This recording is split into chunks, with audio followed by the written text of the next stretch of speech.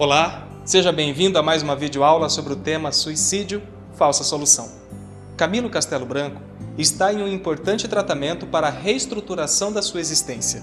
Hoje veremos a reencarnação como parte desse tratamento. Olá, estamos novamente, mais uma vez com você, para tratar do tema Suicídio, Falsa Solução. Na videoaula de hoje, nós trabalharemos a bênção da reencarnação para o espírito suicida.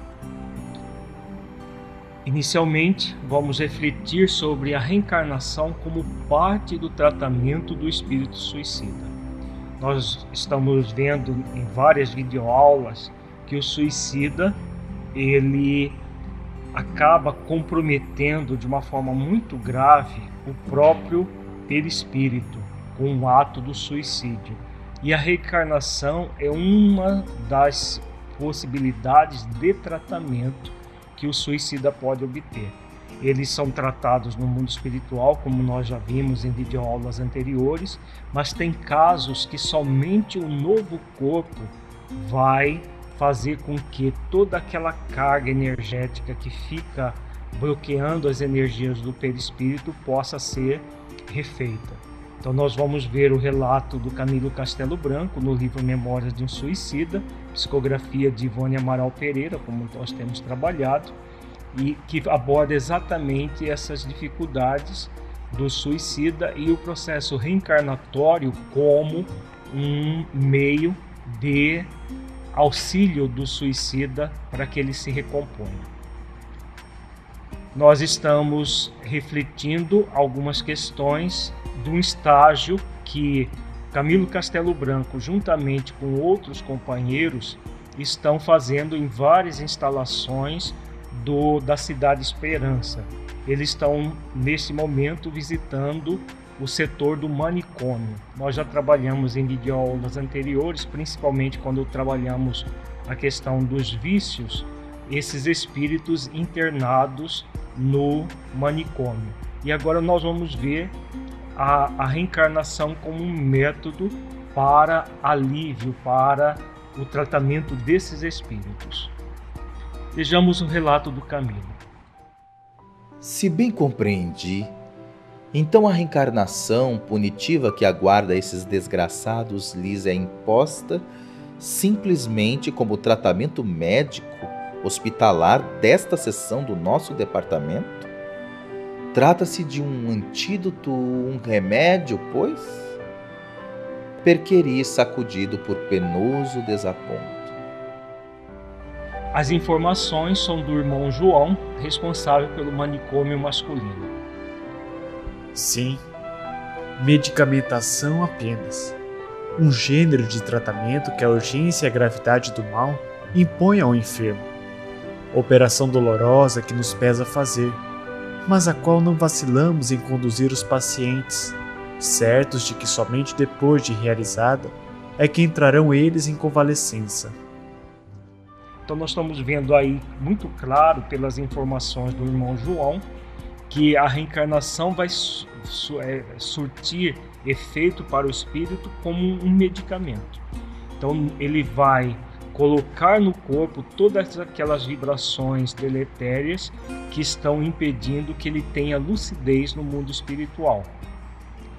Unicamente, não será propriamente uma punição, conforme considerada, pois ninguém infligiu o castigo ou determinou a sentença, senão que todos quantos a que servimos a lei nos esforçamos, tanto quanto nos esteja ao alcance, por lenificar-lhes a insidiosa situação. Será antes, isso sim, o efeito da causa que o próprio paciente criou, com os excessos em que se deleitou. Aqui o irmão João faz uma observação em relação à pergunta que o Camilo faz. O Camilo faz uma pergunta perguntando ao irmão João se eles seriam punidos na reencarnação. E o irmão João coloca muito claro: não há propriamente uma punição, porque não há um tribunal que julgue o espírito e lavra a sentença, vai ser punido dessa maneira. Isso não existe nas leis divinas. O que existe é a lei de causa e efeito. Aquilo que nós chamamos de punição é apenas o efeito de uma causa. Se o espírito abusa do seu corpo quando encarnado, por exemplo, essas pessoas que estão aí no manicômio são aquelas que nós vimos na videoaula sobre o suicídio e os vícios, são aquelas que foram viciadas em álcool, drogas, sexo, e que, além de fazer o mal ao próximo, fizeram mal também a si mesma de uma forma muito intensa. E elas se encontram dementadas no mundo espiritual, e não é possível que elas recuperem a lucidez sem um novo corpo. Então, na verdade, o novo corpo, para esse tipo de suicida, como também para qualquer outro suicida, vai ser uma verdadeira bênção, onde ele vai colocar no corpo as deficiências que criou para si mesmo. Então não será nunca uma punição, mas um processo, como diz aí, o efeito da causa que o próprio paciente criou com os excessos em que se deleitou. Então, se existe uma causa, sempre haverá um efeito. Todo abuso vai gerar como efeito exatamente essas dificuldades que nós estamos vendo que apresentada pelo irmão João. Como tivestes ocasião de saber, porém, a solicitude maternal de Maria, submetida à lei áurea da fraternidade, preconizada pelo amigo incansável que nos conduz à redenção, confere-lhes assistência desvelada e constante. Apesar de todo o mal praticado para si mesmo e para o próximo, eles estavam ali sob a tutela de Maria de Nazaré e do próprio Cristo.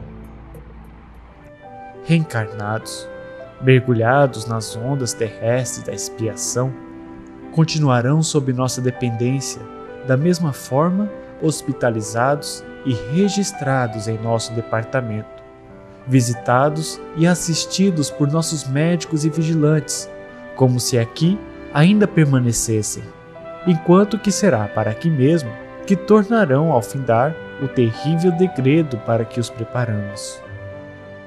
Então é muito interessante a explicação do irmão João. Então é como se eles permanecessem lá no manicômio, só que como estão no novo corpo, sob a orientação dos médicos, que os médicos espirituais que farão visitas a eles, o corpo funciona como uma espécie de um mata-borrão, aqueles mata-borrão antigo que usava-se quando tinha caneta tinteiro, que caía tinta sobre um papel e ficava aquele borrão. E havia um aparelho chamado mata-borrão em que a pessoa passava e retirava o excesso de tinta que havia caído no papel. Então o corpo funciona mais ou menos como um mata-borrão, absorvendo as energias deletérias do espírito. Então o espírito continua como se ele estivesse internado no manicômio de Cidade Esperança. A única diferença é que ele está imerso no próprio corpo físico, fazendo com que o corpo físico absorva todas essas energias. Por isso que o corpo, a reencarnação é um medicamento usado para o restabelecimento do espírito, como o irmão João está colocando. Observando o nosso interesse, o expositor prosseguiu fiel à solicitação de Teócrito para permitir-nos instrução. Será a reencarnação o único corretivo assaz enérgico para levantar-lhes corajosamente as forças deprimidas. Aqui, só muito fracamente assimilarão os fluidos tônicos perenemente esparsos no recinto das enfermarias, pois muito espessas se encontram as camadas de impureza que envolvem suas faculdades para que se permitam benefícios, como acontece a outros internos em nosso instituto. Então o irmão João coloca muito claro que se eles permanecerem no mundo espiritual, eles vão absorver muito pouco aquilo que necessitam.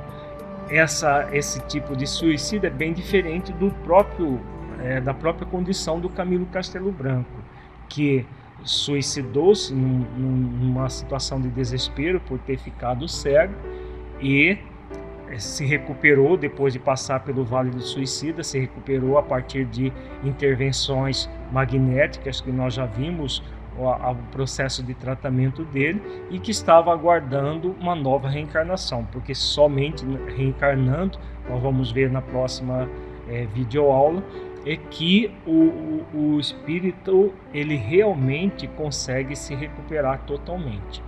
Então, de qualquer maneira, vai haver necessidade de retorno ao corpo. Em todos os casos, há necessidade. Nesse caso, o corpo vai funcionar como medicamento de parte do tratamento. Como diz o irmão João, só depois de passado pela nova reencarnação, retornando à colônia Cidade Esperança, que eles vão retornar imediatamente, sem passar pelo Vale dos Suicidas, que aí sim eles vão começar todo o processo de convalescência semelhante àquela que o Camilo passou e que nós já estudamos em videoaulas anteriores. E quando reencarnarão eles? Como se apresentarão na sociedade em que viveram outrora? Então aqui Camilo se refere à pergunta de um dos colegas dele. No momento em que se atenue o estado de prostração, encaminhá-lo-emos a novos renascimentos, sem que na realidade deem por isso, o que equivale dizer que serão incapazes de algo solicitarem para a existência nova, ainda porque, para tanto lhes escasseariam méritos, de colaborarem nas providências para o importante certame que hão de desempenhar o principal papel.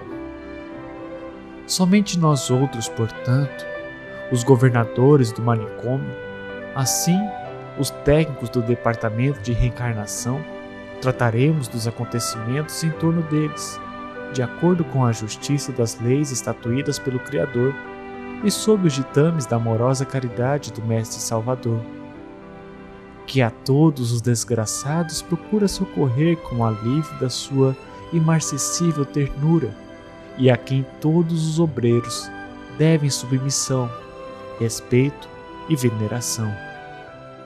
Então aqui o irmão João está dizendo que esses espíritos não têm nem condições de participar do próprio processo reencarnatório. Tudo é decidido pelos técnicos, tanto os trabalhadores do manicômio, ele é o diretor, e os técnicos do departamento de reencarnação, que vai decidir, e todos esses espíritos vão decidir como vai haver a reencarnação do espírito especificamente. Que lúgubre falange emigrará então, em retorno expiatório para as arenas da terra, com meus pobres pacientes. Não poderei ainda precisar minúcias, mas os conhecimentos por mim adquiridos em assuntos espirituais conferem-me o direito de prever aqui retardados mentais, loucos, epilépticos, possivelmente surdos mudos de nascença e até cegos, todos deploravelmente ferreteados pela infâmia de que se rodearam, no grau equivalente aos delitos praticados. Então, como nós estamos vendo pela explicação do irmão João, que eles não apenas feriram a si mesmo pelo suicídio, mas feriram outras pessoas também. E, por isso, todo esse processo em que o corpo vai absorver dessa forma lesada, como ele diz, retardados mentais, epiléticos, surdos mudos, cegos de nascença, situações muito difíceis de expiações para o espírito, para que ele possa diminuir minimamente que seja os seus débitos perante a própria consciência e a consciência cósmica. Esses casos de suicídios com certeza vão levar muitas vezes 2, 3, 4 ou mais séculos para que eles voltem ao mínimo de normalidade para continuarem no processo provacional. Enquanto isso, eles vão passar por situações expiatórias muito difíceis, mas perfeitamente possíveis de serem superadas até alcançar novamente os processos provacionais que, na realidade, são os processos principais de evolução do espírito. A expiação só acontece porque ele se rebela perante a vida, como nós já vimos em videoaulas anteriores. Não seria demasiadamente severo o castigo citado, venerando o senhor diretor? Partindo do princípio de que toda a humanidade erra, cometendo crimes diariamente.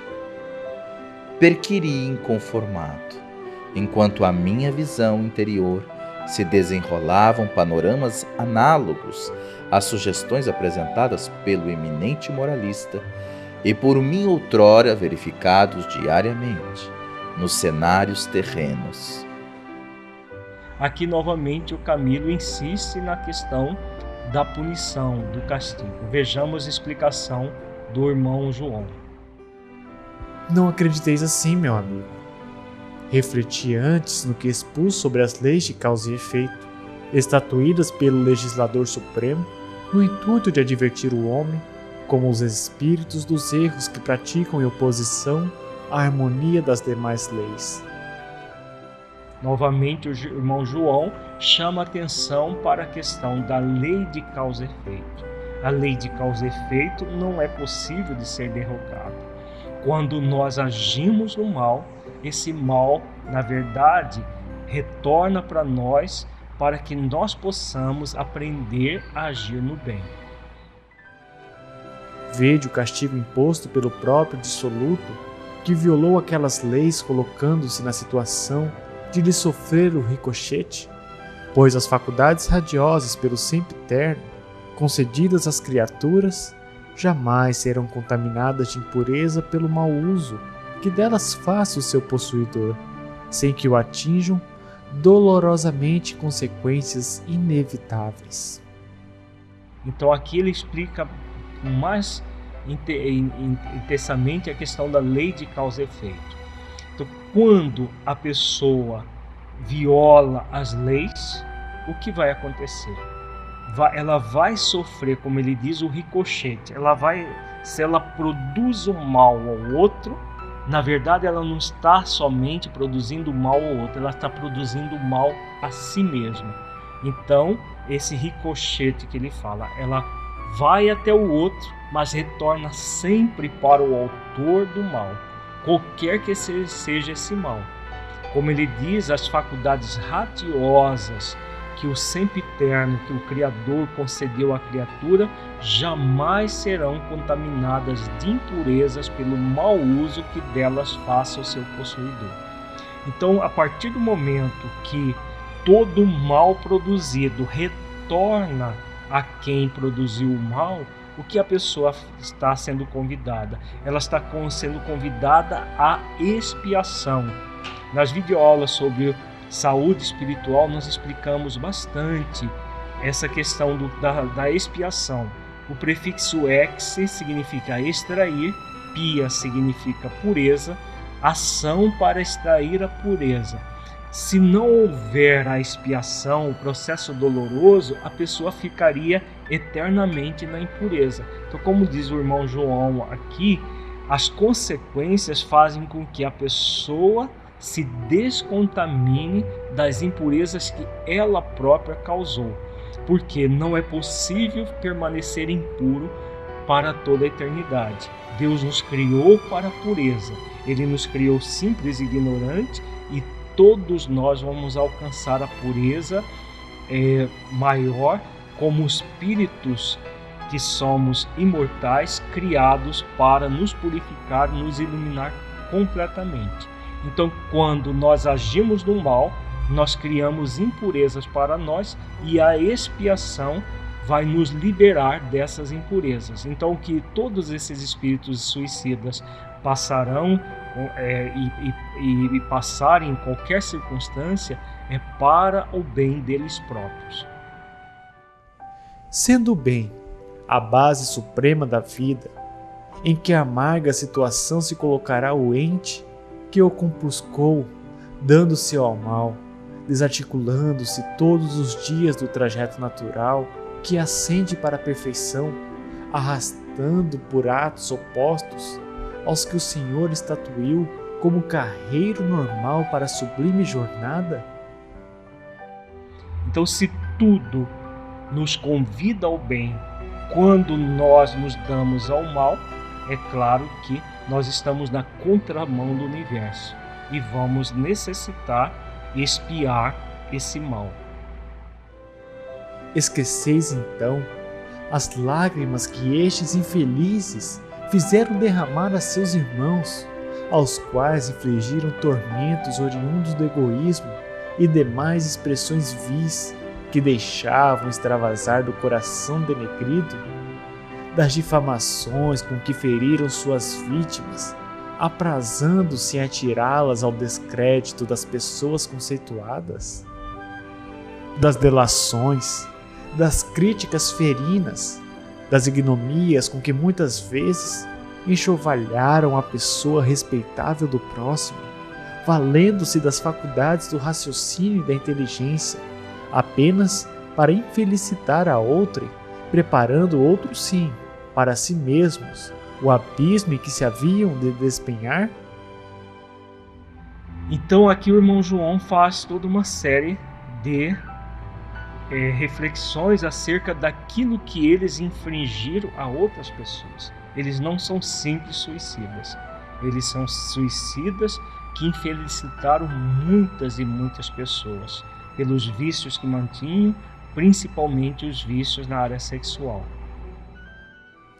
Pensaste nas ingratidões e traições impostas aos simplórios corações femininos que enredaram em suas garras abomináveis, forjadas em instintos sórdidos, na inocência infantil e juvenil que muitos destes que aqui vedes compuscaram monstruosamente? Então aqui ele deixa a entender que muitos daqueles eram pedófilos e que abusaram de crianças, de adolescentes para se satisfazer sexualmente. Nas cenas degradantes por eles criadas e praticadas comumente durante a existência terrena, levando à corrupção e à perversão aos circunstantes dos planos objetivo e invisível que as presenciassem, e infelicitando as correntes fluídico-magnéticas que sobem da terra para o invisível, a nós outros sobrecarregando de preocupações por obrigarem-nos a exaustivo serviço de saneamento e higienização, a fim de que nossas próprias colônias não fossem corrompidas? Então aqui o irmão João coloca uma coisa muito interessante. Esses crimes que se cometem na crosta terrestre não apenas afetam os encarnados, mas cria toda uma energia, como ele diz aqui, uma energia que infelicita as correntes fluidos magnéticas que sobem da Terra. Então cria toda uma energia deturpada, desequilibrada, que sobe até as colônias espirituais, gerando muito trabalho para os benfeitores espirituais sanearem essas colônias, dentre as quais a própria cidade Esperança. Ah, meus filhos, como vos admirais agora de que renasçam estes pobres tolhidos por incapacidades invencíveis, se da existência que lhes foi concedida, a fim de tratarem de progredir, fizeram arma contra os ditames sagrados do próprio Criador de todas as coisas, a quem muito e muito ofenderam, ofendendo a si mesmos e ao próximo. Aos demais, não estarão eternamente precipitados nos pélagos cheios das iniquidades que cavaram. Então, quando o espírito gera as iniquidades, ele sofre essas iniquidades, mas esse sofrimento nunca será eterno. Então, o processo reencarnatório é uma bênção divina, bem diferente daquilo que as religiões tradicionais pregam do inferno eterno, o espírito ignorante ainda erra e, ao errar, vai ser banido no inferno eterno. Esse sim seria um suplício inconcebível para o Criador. Agora, a reencarnação momentânea, porque o que importa 20, 30, 40 ou mais anos de uma situação de sofrimento no corpo, se isso vai trazer ao espírito maior lucidez para que ele cresça. 40, 50 ou mais anos no corpo frente à eternidade praticamente não é nada. Então, em vez de ser uma punição, esses mecanismos são mecanismos da vida para o benefício do próprio espírito imortal. A dor, educadora, corrigirá as anomalias de que se cercaram, reconciliando-os com a lei.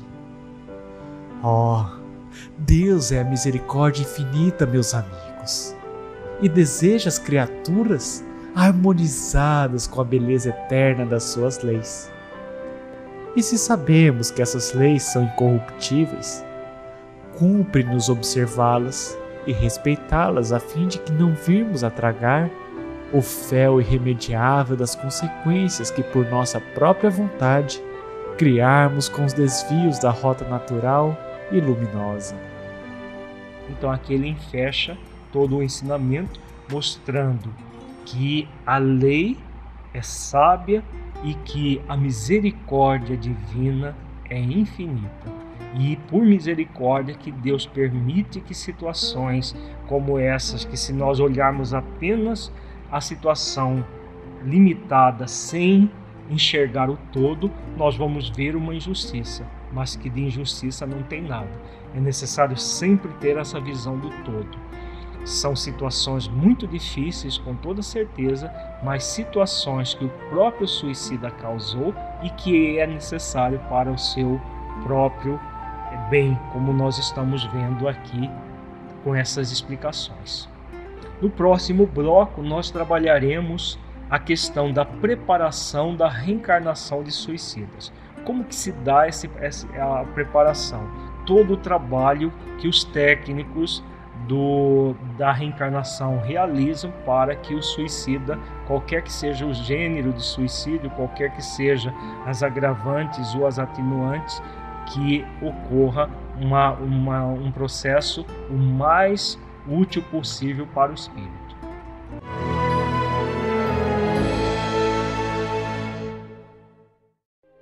Para que um rio seja caudaloso e forte, é preciso que tenha margens seguras para conduzi-lo. Para que uma flor desabroche, é preciso antes que ela tenha a sustentação vigorosa da planta. Para que sejamos pessoas de bem, é preciso nos qualificar, humanizar, para espiritizar. Projeto Espiritizar. Acesse o nosso site e saiba mais. www.espiritizar.org.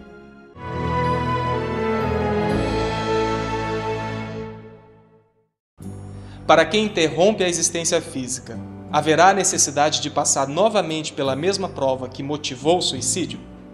Vejamos o relato no livro Memórias de um Suicida. Veremos agora o relato do Camilo, que está visitando o departamento de reencarnação. Nesse departamento, vereis que sobressaem pela sua invulgar importância os laboratórios onde se concertam planos para o melindroso sertão, onde são preparados os desenhos e mapas para os futuros corpos a serem habitados pelos delinquentes, cuja tutela nos seja temporariamente confiada. Se este for suscetível de renascer com envoltório carnal deformado, ou adquirir enfermidade como a cegueira, por exemplo, na sequência da existência, ou ainda acidentar-se em seu decurso, tornando-se mutilado, o mapa que lhe seja destinado será traçado com as necessárias indicações. Pois já sobre o seu organismo perispirítico existirá o sinal da futura deformidade física, porque o seu estado mental e vibratório, coagido pelos remorsos, imprimiu na poderosa sensibilidade daquela sutil organização a vontade de se tornar mutilado, cego, mudo, etc., a fim de expiar o mal passado. Então aqui essas explicações é exatamente o que acontece com o suicida ou com qualquer pessoa que gera um mal. Quando a pessoa gera o mal a alguém, ela está, na verdade, lesando o seu próprio perispírito. E se ela, além de produzir o mal, produz o mal a si mesma pelo suicídio, esses processos lesivos que acontecerão no perispírito vão ser muito mais intensos ainda. E aí, no próprio perispírito, ela cria aquela marca, aquela deformidade, aquela dificuldade que se manifestará mais tarde no seu próprio corpo físico. Desde o nascimento, como estamos vendo aí, muitas vezes isso já é formado no próprio feto de forma congênita, ou no futuro, como foi o caso do próprio Camilo, que só se tornou cego na maturidade, porque nós vamos ver em futuras videoaulas o motivo porque ele se tornou cego só depois de uma certa idade. Existem casos que a pessoa já traz isso desde do processo reencarnatório, da formação do feto, ou como deixa claro aqui, um acidente que vai acontecer, por exemplo, no futuro, que pode deixar a pessoa paraplégica, por exemplo, tetraplégica, ou a própria cegueira, surdez acontecer no futuro. Tudo isso vai depender de cada situação, de cada caso que é analisado pelos companheiros, pelos técnicos do departamento de reencarnação, que vão traçar os mapas de acordo com a necessidade de cada um. Necessariamente, a preparação de tais debuxos estará sempre a cargo de técnicos cônscios do alto encargo que lhes é conferido, o que indicará serem eles espíritos merecedores da plena confiança dos diretores desta colônia. Então, aquilo que nós vimos, os técnicos, eles são espíritos eminentemente preparados para tal fim e prepararão os desenhos, todas as necessidades de acordo com o espírito reencarnante.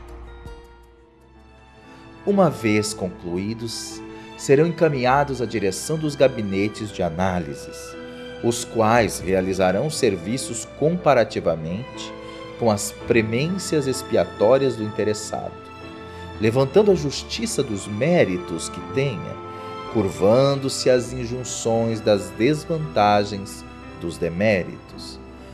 Tudo concorde com as conclusões anteriormente feitas pela sessão de programação das recapitulações. Então, uma vez realizado todas essas previsões pelos técnicos, são enviados para a direção da própria colônia, que juntamente com aquilo que foi programado nas recapitulações vai ser decidido aquilo que é o melhor para o espírito reencarnante. Quanto seja possível, para suavizar as penúrias das provações, será por lei concedido ao delinquente que voltar a renascer na terra. De outro lado, suas forças morais e suas capacidades de resistência serão igualmente balanceadas. Então, tudo que é possível para suavizar as dificuldades do espírito é feito. Agora, claro, sem impedir que ele passe por aquilo que é necessário para o seu próprio equilíbrio. Convém acentuar, meus caros amigos, que a reencarnação é concessão sublime feita pelo Pai Supremo às suas criaturas, para que progridam e se engrandeçam, preparando-se para a herança que lhes estará reservada na glória do seu reino. É de lei, e ninguém há que atinja o seu destino imortal sem palmilhar os degraus dos renascimentos, na Terra ou em outros mundos planetários. Então, como nós vimos, a reencarnação é necessária para todos nós evoluirmos. Para o suicida é fundamental, imprescindível, o mais breve possível, inclusive. Todavia, se a alma rebelde há desperdiçado longo tempo, abusando dessa concessão, com manifesto desrespeito à lei magnânima que lhe permite tantas vezes o mesmo ensejo, tornar-se-á concessão ainda mais apreciável, porque geralmente, para tais casos, existirá a intercessão do próprio Mestre Redentor, que ao Criador Supremo suplicará novos ciclos de experimentações, a fim de poder o rebelde reabilitar-se.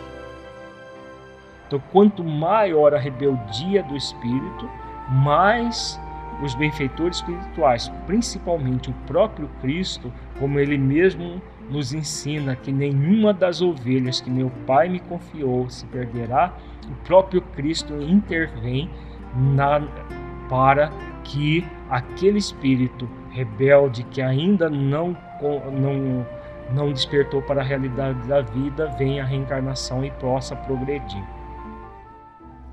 Todavia, consoante vos dizia, tem havido casos em que a nossa guardiã não permite a reencarnação tal como fora por nós ideada, concedendo-nos então o gracioso favor da sua inspiração para programação mais acertada, condizente com o estado do postulante. Aqui fica muito claro que Maria de Nazaré, ela coordena das altas esferas toda processo reencarnatório programado pelos técnicos das diversas colônias dos servos de Maria. Ela faz isso porque, caso perceba que alguma dificuldade foi criada, ela mesma intercede em prol daquele suicida. A gente vê a grandiosidade desse espírito, que um por um está sob a tutela dela, sob as orientações do próprio Cristo, para que ela os reerga do abismo onde eles se lançaram. De qualquer forma, porém, os planejamentos para as peripécias de uma encarnação serão rigorosamente estudados, assentados, realizados e revistos. Concorde sempre com a mais equitativa justiça, entrando em pleno cumprimento a alta expressão da sentença imortal sancionada pelo Mestre Divino, a qual vem esclarecer também todos os grandes e irremediáveis problemas que afligem e decepcionam a humanidade. A cada um será dado segundo as suas obras. Essa última fala relatada aqui, quando Jesus diz a cada um será dado segundo as suas obras, é a síntese da lei de causa e efeito. Se nós produzimos a obra do mal, esse mal que nós realizamos retorna para nós. Se nós obramos no bem, esse bem retorna para nós. Então, Jesus nos orienta que, caso nós realizemos as obras equivocadas, esses equívocos com certeza nos alcançarão. Se realizamos as obras como Ele nos orienta a fazer, todos esses benefícios retornarão para nós, porque isso é da lei. Comumente, é o próprio pretendente ao renascimento que escolhe as provações por que passará, os acres espinhos que lhe irão dilacerar os dias da existência terrena, e onde convirá que remedeie as consequências do pretérito culposo. Então, quando o suicida tem condições de participar da programação do seu processo reencarnatório, ele pode escolher, em conjunto com os técnicos, com os benfeitores mais abalizados, as próprias provações e as expiações futuras que passará. Ele próprio suplicará às potestades guiadoras ensejos novos que lhe permitam testemunhar o arrependimento de que se achar possuído, assim como o desejo de iniciar caminhada regeneradora, que lhe favoreça a ocasião de corrigir-se dos impulsos inferiores que o arrastaram ao mau procedimento. Então, aquilo que nós acabamos de falar, a própria pessoa, vendo todos os delitos cometidos, os débitos clamorosos, ela solicitará auxílio para poder recuperar tudo aquilo que realizou. E tais testemunhos tanto poderão ser efetivados num corpo relativamente são, quanto dominem os sofrimentos morais superlativos, como num mutilado ou tolhido por enfermidades irremediáveis, tais sejam os agravantes da falta, os deméritos acumulados. Então, muitas vezes pode acontecer do suicida reencarnar num corpo relativamente são. Nem todos os suicidas passarão por situações em que renascerão em corpos deformados. Muitas vezes eles passarão por sofrimentos morais, como diz aí, superlativos. Joana de Ângeles nos ensina que existem as expiações físicas e as expiações morais. Então esse caso do suicida renascer em corpos relativamente sãos, é claro que totalmente são não é possível, mas relativamente são, com os sofrimentos morais atinentes a cada caso, porque os benfeitores espirituais vão sempre colocar e vão sempre projetar aquilo que é o melhor para a pessoa individualmente, o melhor para que ela se restabeleça. Se os sofrimentos morais para ela vão ser melhores que os sofrimentos físicos, eles assim o permitem e fazem esse trabalho. Assim sendo, o próprio paciente organizará o traçado dos mapas para o seu futuro estado corporal e a programação dos acontecimentos principais e inevitáveis que deverá viver, efeitos lógicos e inseparáveis das causas criadas com as infrações cometidas, mas assistido sempre por seus mentores dedicados. Então a pessoa participa, mas sempre com a supervisão, porque ele não tem condições sozinho de escolher melhor aquilo que vai ser necessário para o seu reerguimento. Vejamos agora que há uma necessidade de reviver a mesma dificuldade que motivou o suicídio. Uma das questões que a reencarnação vai trazer é o espírito suicida revivendo o mesmo problema que o levou ao suicídio no passado. Então nós vamos ver o caso explicado pelo irmão de Santarém, do Jerônimo, que é um dos companheiros que foram recolhidos pelos samaritanos, pelos servos de Maria, juntamente com o próprio Camilo. Podeis prestar-nos alguns informes enquanto as condições em que se verificarão as experiências novas do nosso caro Jerônimo, irmão de Santarém, em que iria atraído pela sucessão dos ensinamentos de que todos aqueles fatos se desprendiam? Será raciocínio simples, meu amigo, ao alcance de todo aprendiz aplicado. Quando, na sociedade terrena, praticamos delitos irremediáveis, ao voltarmos à pátria espiritual, havemos de nos preparar para mais tarde tornar ao teatro das nossas infrações em existências posteriores, a fim de recapitular o passado, operando de modo contrário ao em que fracassamos. É como uma prova num colégio.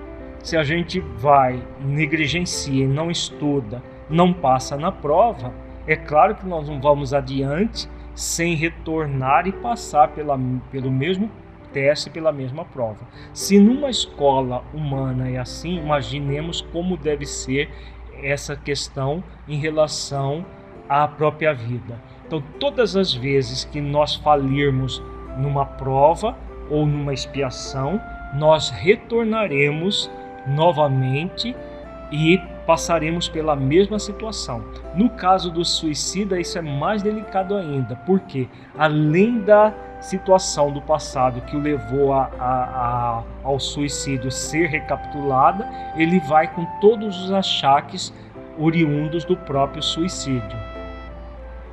Partindo dessa regra, no caso vertente, veremos necessariamente meu pupilo em apreço novamente defrontar-se com a ruína financeira, a desonra comercial, tal como a terra considera a falência de uma firma comercial, como a pobreza, como o descrédito, motivos estes que ontem o levaram ao suicídio, a fim de que prove o arrependimento de que se acha possuído e os valores morais que a amarga experiência de além-túmulo levou-o a adquirir.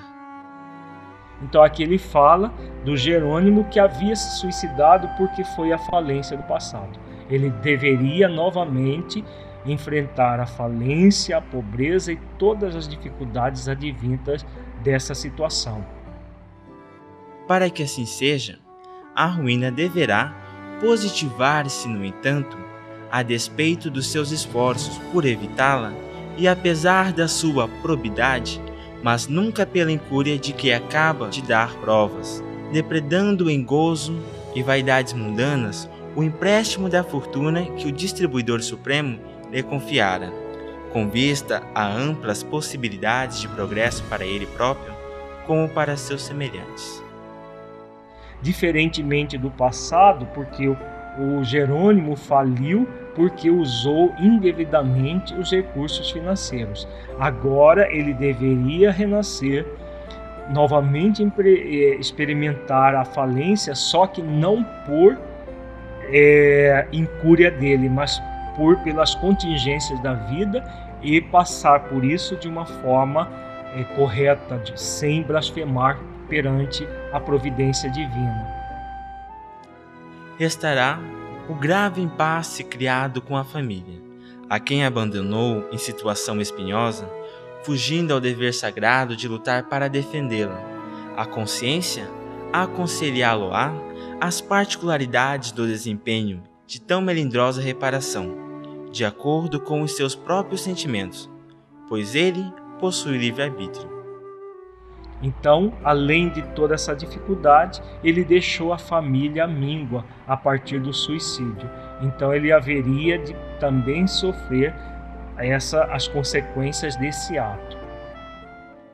As pelejas da expiação, no entanto, os testemunhos amaros, os dramas que será levado a viver no âmbito das reparações inadiáveis, serão gravados por um precário estado de saúde orgânica e moral.